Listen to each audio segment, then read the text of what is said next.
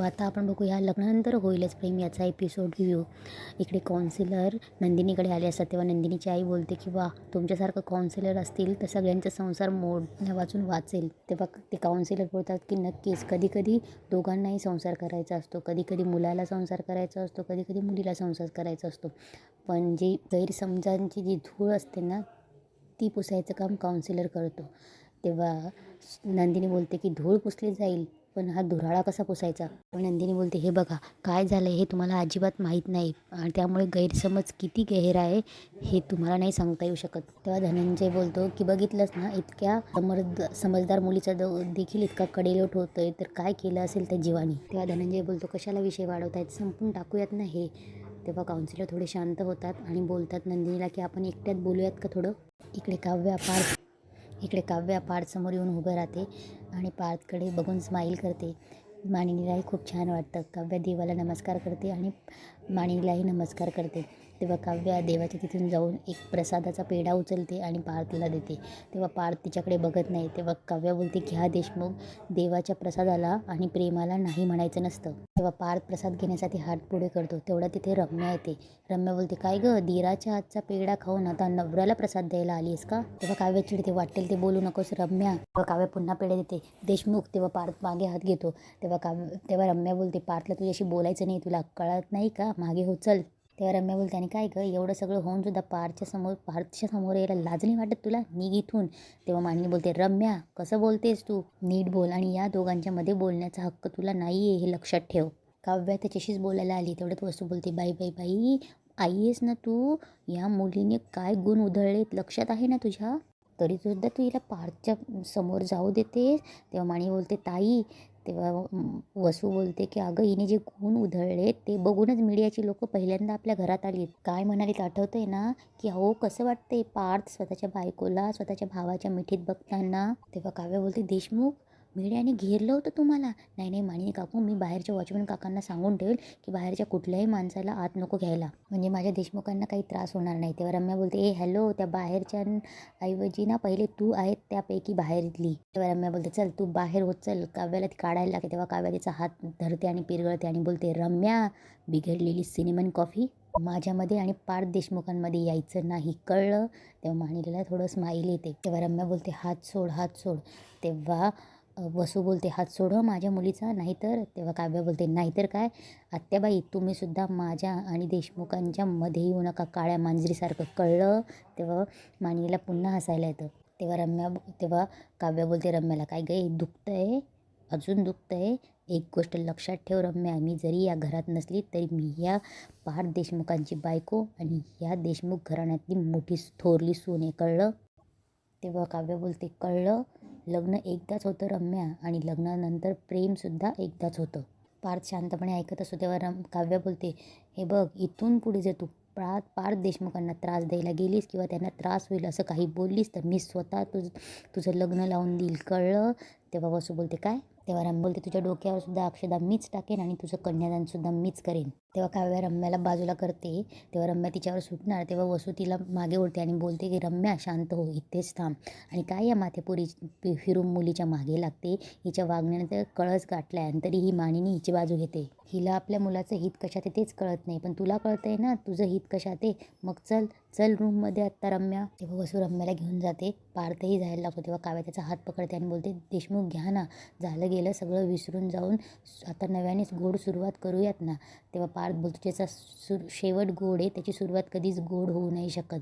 तेव्हा काव्या बोलते होऊ शकते. तेव्हा काव्या बोलते मी कडुलिंबाची पानं खाल्ली होती, त्यानंतर मला श्रीखंड भरवायला आला होतात ना तुम्ही, आठवलं. तेव्हा पार्थला तो दिवस आठवतो. तेव्हा पार्थ तिच्यासाठी श्रीखंड घेऊन जातो. तेव्हा काव्या त्याच्यावर चिडते. तेव्हा पार्थ बोलतो आठवलं ना, आठवलं. तेव्हा पार्थ बोलतो तुम्ही माझ्या हातचं श्रीखंड खाल्लं नव्हतं. तेव्हा काव्या बोलते पण नंतर तर खाल्लं होतं ना देशमुख, तुम्ही सुद्धा खाल, तुम्ही सुद्धा प्रतिसाद द्याल. तेव्हा काव्या बोलते लग्नानंतर कित्येकदा तुम्ही माझ्या रागाने अफेक्ट न होता कित्येक गोष्टीतनं बाहेर काढले मला, आता मीही तुम्हाला बाहेर काढेल या सगळ्यातनं. पार्थ देशमुखांची बायको असण्यात काय सुख आहे हे अनुभवले मी. तेव्हा काव्या बोलते ठीक आहे, आता तुम्ही रुसला आहेत ना, चिडला आहेत ना, ठीक आहे, आता तुम्ही काव्या व्हा, मी पार्थ होते. तेव्हा पार्थ बोलतो नाही नका हो पार्थ, पार्थ होणं खूप अवघड आहे. पार्थ म्हणजे अर्जुन, आणि त्याला आपल्याच माणसांच्या विरोधात उभं राहावं लागतं खूप वेळा. या पार्थने त्याच्या वाटचं महाभारत भोगलं आहे आणि त्यातच मेला आहे तो. त्यामुळे मेलेल्या माणसाला आणि संपलेल्या नात्याला शोधायला येऊ नका, तुमच्या हातात काही लागणार नाही. तेव्हा पार्थ तिथून निघून जातो. काव्या रडायला लागते. मानिनी तिला सावरते. इकडे नंदिनी आणि काउन्सिलर एकांतात बोलत असतात. तेव्हा ते चहा पेत असताना बोलतात की ह्या चहाची एक गोष्ट मला फार आवडते, त्यात घातलेली साखर पुन्हा काढता येत नाही. तेव्हा नंदिनी बोलते म्हणजे? तेव्हा काउन्सिलर बोलतात की या काही माणसांचे संसारसुद्धा या चहासारखेच असतात. जोडीदार इतके विरघळून जातात की कायद्याच्या फटाफटीने बाहेर काढलं तरी ते निघत नाहीत. कायद्याच्या चमच्याने सुद्धा ढवळून काढलं तरी त्यांना बाहेर काढता येत नाही. तेव्हा नंदिनी बोलते तुम्ही काउन्सिलर झाले नसतात तर मराठीचे प्रोफेसर किंवा कवी नक्कीच झाले असतात. छान कवितेसारखं बोललात तुम्ही. तेव्हा नंदिनी बोलते पण काय झालं ना, प्रॉब्लेम इतका हार्श होऊन बसला आहे ना, तर मी या कविता आणि कविता करणारा या दोघींचा तिरस्कार करते मी सध्या. तेव्हा काउन्सिलर बोलतात सध्या, हे सध्या मला फार आवडलं. सध्या म्हणजे आत्ता, तात्पुरतं आणि तेही जाईल. तेव्हा नंदिनी बोलते हे काय बोलतायत तुम्ही, तुम्हाला मी आत्ताच सांगितले कसे वागले ते. जीवा म्हणणार तेवढे ती शांत बसते. तेव्हा काउन्सिलर बोलतं माफ करा. नवऱ्याचे नाव प्रचंड रागात असताना आणि प्रेमात असताना नाही घेत, मग म्हणून काय? हे बघा मिसेस देशमुख. तेव्हा काउन्सिलर शांत बसतो आणि बोलतो अहो मग आता काय मिसेस देशमुखसुद्धा म्हणू नये का तुम्हाला? हा म्हणजे अजून तरी कायद्याच्या नजरेत तुम्ही मिसेस देशमुखच आहात. बाकी तुम्ही आणि जन्मजय देशमुख शोभता एकमेकांच्या नावाला. म्हणजे मी त्यांच्या ऑफिसमध्ये भेटायला गेलो होतो की नाही त्यांना, तेव्हा ते पण असेच रुसून बसले होते तुमच्यावर. तेव्हा मी त्यांना स्पष्ट सांगितलं की ही केबिन तुम्हाला जिच्यामुळे मिळाली तिच्यावर असं रुसून बसायचं नाही. म्हणून तुम्हाला मी सांगतोय की ज्याने तुम्हाला मरणाच्या दारातून परत आणलं, तुमचा आनंद निवास परत दिलं, तुम्हाला हसण्या खेळण्या सगळं तुमच्यासाठी केलं, अशा प्रेम करणाऱ्या माणसावर चिडायचा काही अधिकार नाही आहे तुम्हाला, आणि तेही त्याच्या भूतकाळामुळे.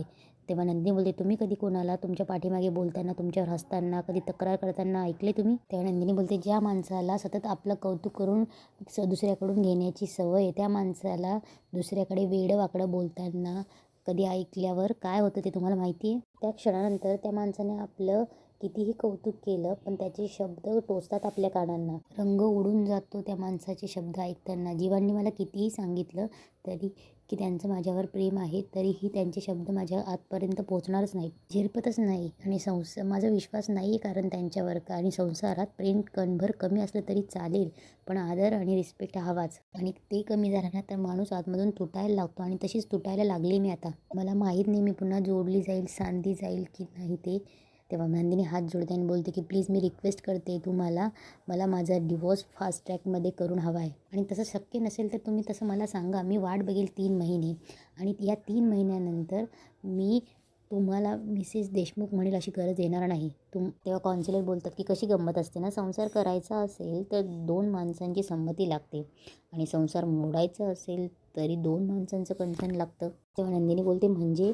तेव्हा काउन्सिलर बोलतात की म्हणजे फास्ट ट्रॅक डिवोर्स हवा असेल तर जीवा देशमुखांची सही आणि संमती हे दोघी लागेल तुम्हाला. तेव्हा नंदिनीला आठवत असतं की जीवा तिला रिक्वेस्ट करत असतो की प्लीज नको ना जाऊ, प्लीज नको ना जाऊ. तेव्हा काउन्सिलर बोलतात त्यामुळे तो पसारेवाला तुम्हाला सही आणि संमती देईल असं मला तरी वाटत नाही मिसेस चकाचक बाई. काउन्सिलर शांत बसतो आणि बोलतो सॉरी, मी कुठल्याही केसमध्ये पर्सनल होत नाही, पण तुमच्याबद्दल सारखं वाटत असतं की तुम्ही दोघांनी वेगळे होऊ नये म्हणून.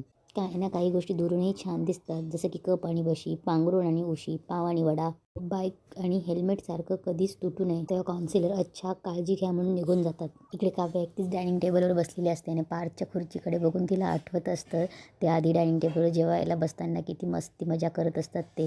तेव्हा तिथे मानिनी ती तिला बघते आणि बोलते पाणी पी म्हणजे बरं वाटेल तुला. तेव्हा काव्या बोलते बरं तर तेव्हा वाटेल काकू जेव्हा पार्थ मला आणि स्वतःला माफ करतील. खरं सांगू काकू, खूप आठवण येते देशमुखांची. जितकी त्यांची आठवण येते तितकीच या घराची सुद्धा आठवण येते मला. तेव्हा मानिनी बोलते आणि मी तुझ्या या घरात असणं मिस करते.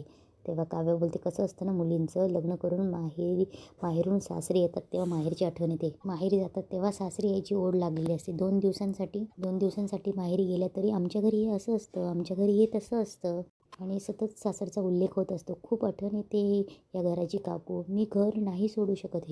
हे घर नशिबात होतंच माझ्या.